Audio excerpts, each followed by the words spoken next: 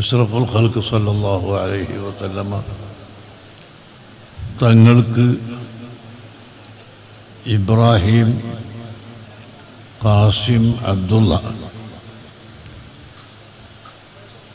എന്നീ 3 ആൺകുട്ടികളുണ്ടായിരുന്നു. ആ 3 ആൺകുട്ടികളും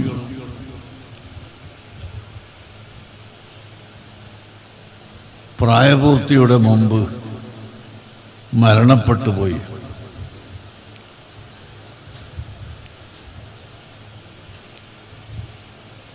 മാക്കാന മുഹമ്മദുൻ അബാ അഹദിൻ മിൻ റിജാലിക്കും എന്നാണ് പരിശുദ്ധ ഖുർആൻ പഠിപ്പിച്ചത്. മുഹമ്മദ് നബി സല്ലല്ലാഹു അലൈഹി വസല്ലം പ്രായപൂർത്തിയെത്തിയ ഒരു പുരുഷൻ്റെ പിതാവ് അല്ല. അപ്പോൾ എല്ലാ മക്കളും പ്രായപൂർത്തിയുടെ മുമ്പ് മരണപ്പെട്ടു പോയി പുരുഷന്മാർ. അപ്പോൾ മുശ്രിക്കുകൾ വളരെ സന്തോഷിച്ചു എന്ന് മാത്രമല്ല, നബി സല്ലല്ലാഹു അലൈഹി വസല്ലമ തങ്ങൾക്ക് വേദനയാവുന്ന വാക്കുകൾ പറഞ്ഞു. ഭാവിയില്ലാത്ത, അനന്തരാവകാശികളില്ലാത്ത, ബറക്കത്തില്ലാത്ത ആളാണ് മുഹമ്മദ് എന്നും അതുകൊണ്ടാണ് ആ മക്കളൊക്കെ മരിച്ചുപോയതെന്നും പറഞ്ഞ് സന്തോഷിക്കുകയും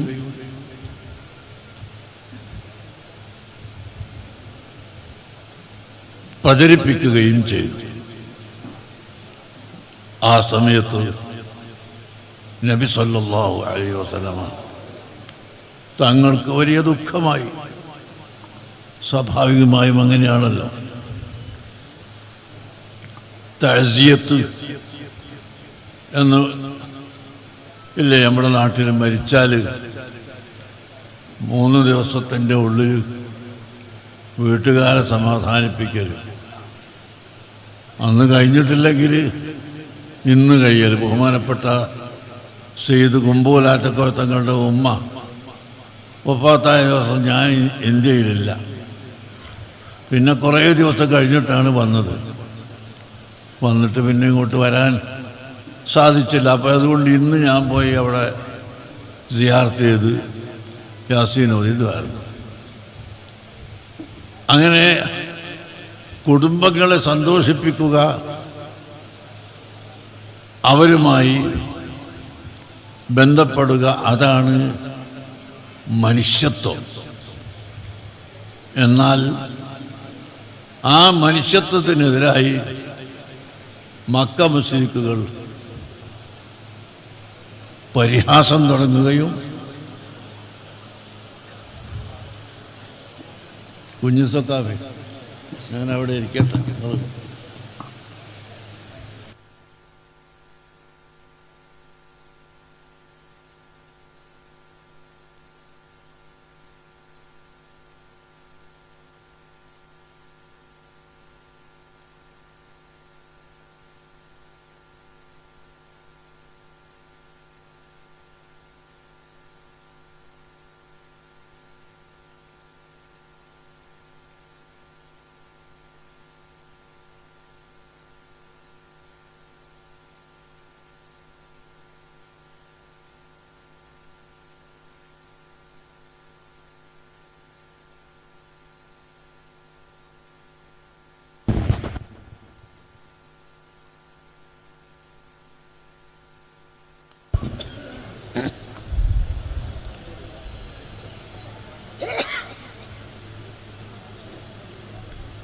മുതുകിൽ വെക്കട്ടെ.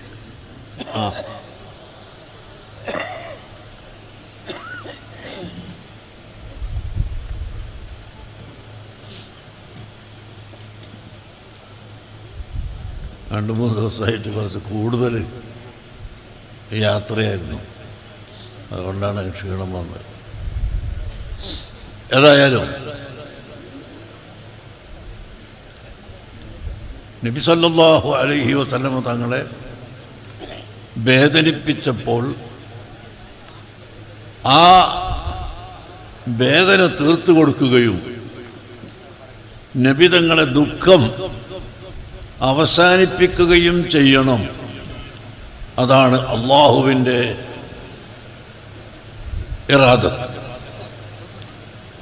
അതുകൊണ്ട് പറഞ്ഞു, ഇന്നാ അഅ്തൈനാക്കൽ കൗസർ, നബിയെ തങ്ങൾക്ക് നാം ധാരാളം ഗുണം ചെയ്തിരിക്കുന്നു, നിരവധി ഗുണം ചെയ്തിരിക്കുന്നു. അറ്റമില്ലാത്ത എന്ന് പറയാവുന്ന അത്രയും അധികം ഗുണം ചെയ്തിട്ടുണ്ട്. അതുകൊണ്ട് ഫസ്സല്ലി റബ്ബിക വൻഹർ, തങ്ങൾ നിസ്കരിക്കുകയും അള്ളാഹുവിൻ്റെ ഇബാദത്തിന് വേണ്ടി ശരീരത്തെ പൂർണ്ണമായി അർപ്പിക്കുകയും ചെയ്തുകൊണ്ട് ജീവിക്കുക, തങ്ങൾ ദുഃഖിക്കേണ്ടതില്ല. ഈ പറഞ്ഞ ആളുകൾക്ക് മറുപടി പറയലല്ല അല്ലാഹു തആല ആദ്യമായി ചെയ്യുന്നത്, നബി തങ്ങളെ സമാധാനിപ്പിക്കുകയാണ്. അതിൻ്റെ ശേഷം ഇന്ന ശാനിഅക ഹുവൽ അബ്തർ, തങ്ങൾക്ക് ഭാവിയില്ലെന്നും തങ്ങൾക്ക് പിൻഗാമികളില്ലെന്നും ബർക്കത്തില്ലെന്നും പറഞ്ഞ അവനാണ് അത്തരക്കാരൻ, തങ്ങളല്ല എന്ന് അല്ലാഹു തആല മറുപടി പറയുകയും ചെയ്തു.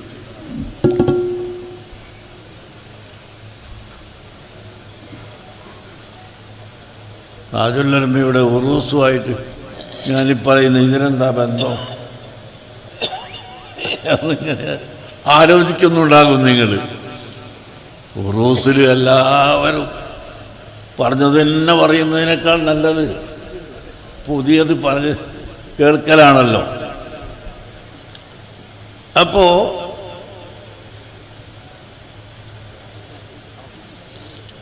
ഈ ബന്ധം ഞാൻ കാണിച്ചു തരാം. അൽ കൗസർ,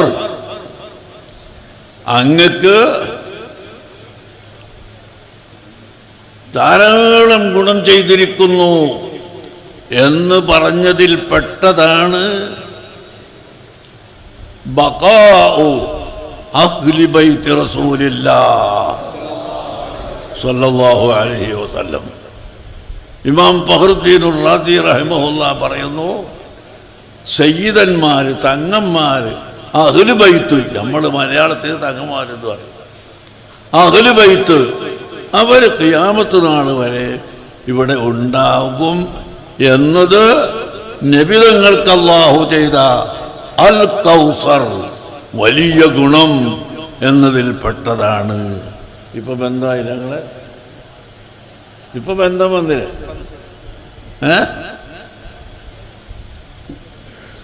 ബഹുമാനപ്പെട്ട താജുൽ ഉലമയെ സംബന്ധിച്ച് പറയുമ്പോൾ ഞാൻ ഈ സ്റ്റേജിൽ ഇങ്ങനെ നോക്കുകയാണ്. സുബ്ഹാനല്ലാഹ്, എത്ര സയ്യിദന്മാർ!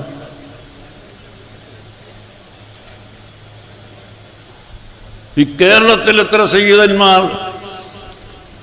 ബഹുമാനപ്പെട്ട തങ്ങളവരുടെ ശിഷ്യന്മാരും ശിഷ്യന്മാരായും കുടുംബ ബന്ധമുള്ളവരും എത്രയാണ് ഉള്ളത്.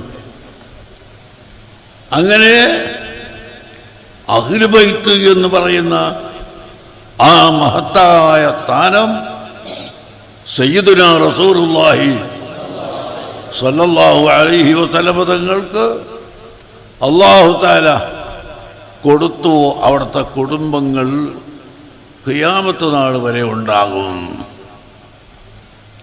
ആ കുടുംബത്തിൽപ്പെട്ട സയ്യിദന്മാർ വിവിധ കബീലകളായി ഇവിടെ വന്നിട്ടുണ്ട്.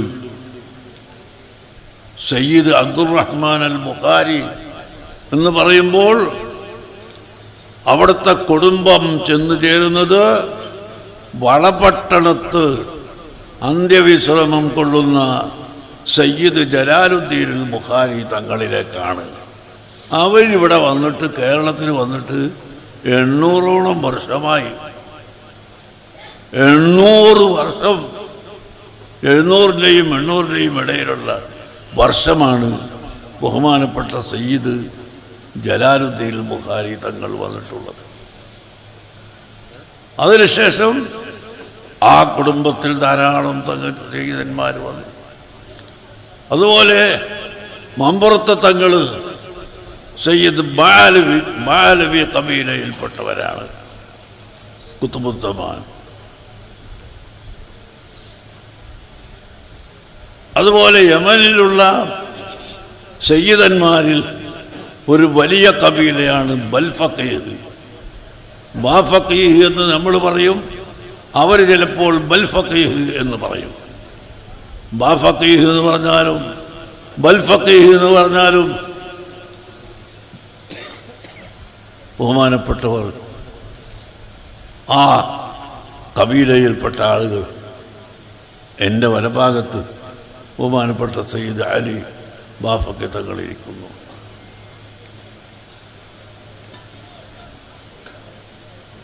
എൻ്റെ ഇടഭാഗത്തിരിക്കുന്ന കുമ്പൂർ സാദാത്തുക്കളുടെ ഒരു ഭാഗം ഹൈദറൂസാണെങ്കിൽ മറ്റൊരു ഭാഗം ബാലവിയാണ്. ബഹുമാനപ്പെട്ട സയ്യിദന്മാരുടെ ഉമ്മ ഹലീമ ബീവി, അവർ ബാലവി കുടുംബത്തിൽപ്പെട്ടതാണ്. അങ്ങനെയല്ലേ? അങ്ങനെയല്ലേ? ആ, തെറ്റിപ്പോയാൽ പറയണോ?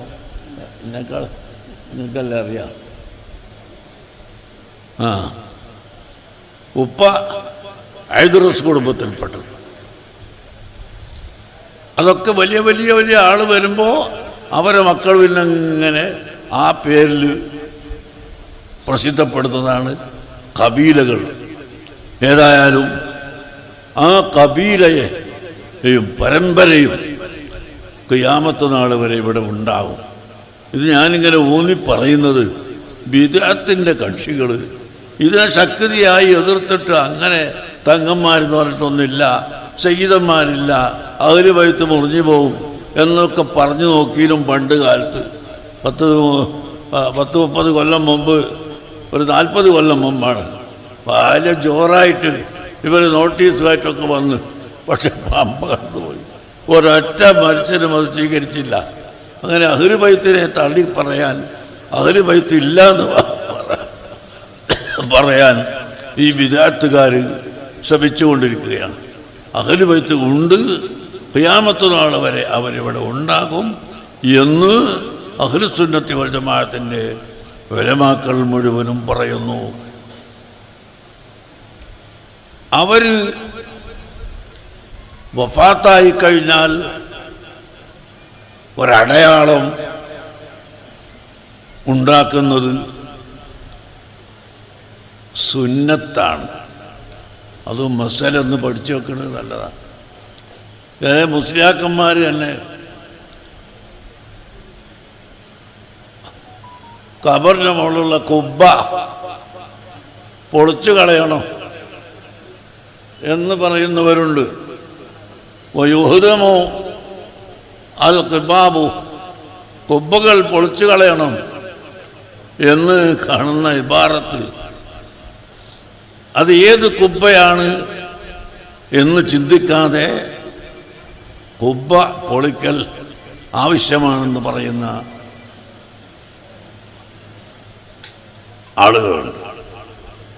അതുകൊണ്ട് സദസ്സിലുള്ള ഉലമാക്കളോട് അവർക്ക് പ്രത്യേകം അറിയാൻ വേണ്ടി ഞാൻ പറയുന്നു, ബഹുമാനപ്പെട്ട ഇബ്നു ഹജർ ഹൈതമി തങ്ങൾ എഴുതിയ ലോകപ്രസിദ്ധമായ ഗ്രന്ഥമാണ് തുഹ്ഫത്തുൽ മുഹ്താജ്, ശറഹുൽ മിൻഹാജ്. മിൻഹാജിൻ്റെ ശറഹായ തുഹ്ഫ അതെല്ലാ ആലിമീങ്ങൾക്കും അറിയാം. ഷാഫി മദ്ഹബിൻ്റെ വളരെ പ്രസിദ്ധമായ കിതാബാണ് ആ തുഹ്ഫത്തുൽ മുഹ്താജ്. അത് വഖഫിൻ്റെ ബാബിൽ എവിടെയോ മറിച്ച് നോക്കിയിട്ട് ഖബറിൻ്റെ മുകളിലെടുത്തത് പൊളിക്കണമെന്ന് കാണും. അതെവിടെയാ? അത് മറ്റാരുടെയും സമ്മതമില്ലാതെ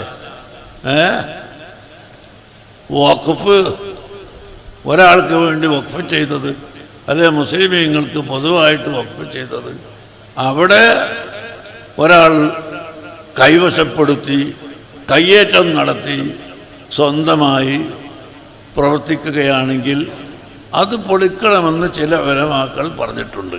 എല്ലാവരും അതും പറഞ്ഞിട്ടില്ല. എന്നാൽ വസിയ്യത്തിൻ്റെ ബാബ് തുഹ്ഫ എടുത്ത് നോക്കിയാൽ കാണാം, ഹറാമായ വിഷയത്തിലേക്ക് വസിയ്യത്ത് ചെയ്യാൻ പാടില്ല എന്ന് പറഞ്ഞിട്ട് പിന്നെ സുന്നത്തായ കാര്യങ്ങൾക്ക് വസിയ്യത്ത് ചെയ്യാം എന്ന് തുഹ്ഫയിൽ വളരെ വിശദമായി പറഞ്ഞിട്ട് ആ സുന്നത്തിന് ഉദാഹരണം പറയുന്നത് കബിനാഇ ഖുബ്ബത്തിൻ അലാ ഖബരി നഹ്വി ആലിമിൻ,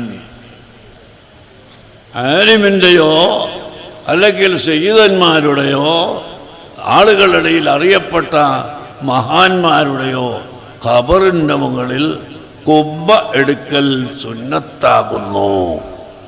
ഇത് തുഹ്ഫ മറിച്ച് നോക്കിയാൽ എല്ലാ മുതഅല്ലിമിനും കാണാം. മസ്ജിദൊന്ന് പഠിച്ചോട്ടെ.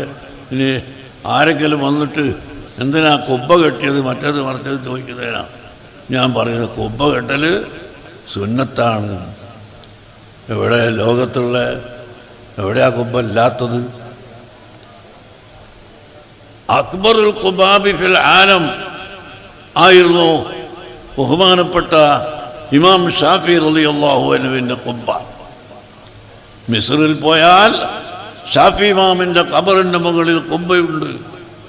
അത് കെട്ടിയ കാലത്ത് ആലം ലോകത്ത് ഒട്ടാകെ ഉള്ള ഏറ്റവും വലിയ ഖുബ്ബയായി.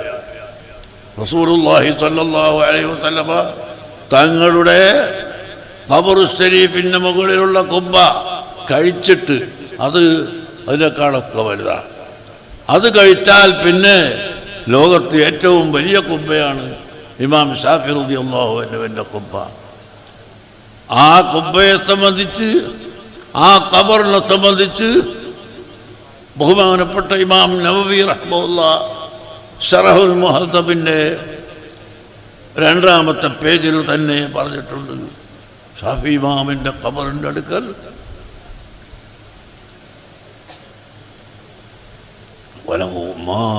وهناك ما يناسب بمقام هذا العالم الكبير.